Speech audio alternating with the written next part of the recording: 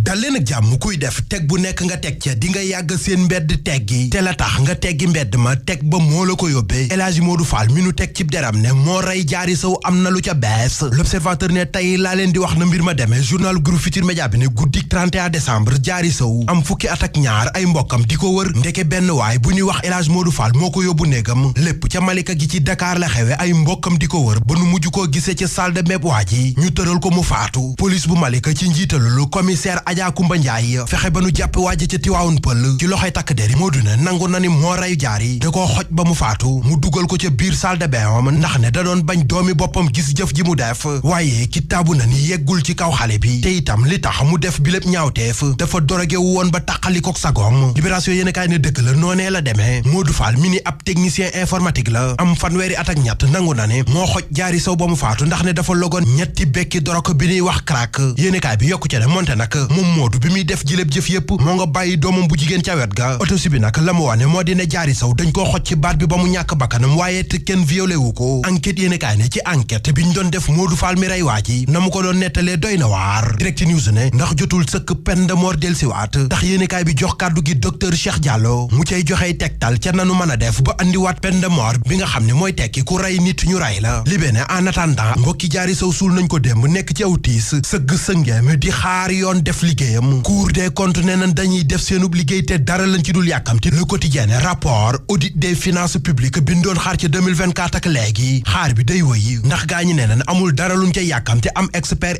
indépendant bu mel ni lu ciy jaxase carte gi Sud Quotidien bu weesoo Cour des comptes itam IGE ab rapportam ba tey réew maa ngi koy xaar réew mi fan la bor bi mu war a fay toll Walf Quotidien xëy jox ci kàddu gi ay expert ci journal Front de Terre bi Cheikh Diop nekk commissaire économie bu Pastef ne Sénégal ci juróomi at yi fukki ju nekk benn ci ay milliards la war a fay ci ay bor Abo Gaydel nekk itam expert financier ne lu ci mën di am daal bor bi jéggi na dayo Pape Malick Ndour ne lim boobee mën naa yokk bu baax a baax fii ak 2020 dem ba ci ñaar fukki ju nekk ñetti milliards millions yi jur coow ci ñi ne ay ex détenu lan yu fare ci Pastef Forum Civil ci Tribune yéen kaay lan ca bëgg moo di lépp leer ca loolee nga xam ne jib na nay werante ci séddale bukki bu ne moo ca am ci L'As Quotidien Birahim Seck ak Forum Civil dolli ci ne nañu fësal liste ñi ñu wax ne dañoo lorule woon ci fitne yi amoon ci réew mi bañ bëgg leen a sedd Le Public ne lu ci mën di am daal Lamine Ndiaye comédien moom seddu na ci projet bi en attendant lijjantiku na ndax gaa ñu dugal nañ ko